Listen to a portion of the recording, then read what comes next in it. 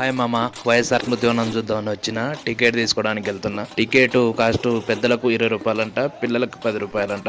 ఇక్కడ పిల్లలు ఆడుకోవడానికి కూడా ఫెసిలిటీ ఉంది మామ. ఈ స్మృతివనంలో పర్యావరణ విజ్ఞాన కేంద్రం కూడా ఉంది మామ. దీంట్లో నల్లమల్ల ఫారెస్ట్ లో ఉండే జంతువుల బొమ్మలు, వాటి గురించి డిస్క్రిప్షన్ ఇచ్చారు మామ. ఈ స్మృతివనాన్ని వైఎస్ రాజశేఖర రెడ్డి గారి గుర్తుగా నిర్మించారు మామ. ఈ స్మృతివనం నల్లమల్ల ఫారెస్ట్ లో ఆత్మకూరుకు 15 కిలోమీటర్ల దూరంలో ఉంది మామ. ఇదిగో చూడు మామ, ఇక్కడ స్మృతివనం మధ్యలో వైఎస్ రాజశేఖర రెడ్డి గారి విగ్రహం ఉంది. ఈ విగ్రహం కాంస్య విగ్రహము.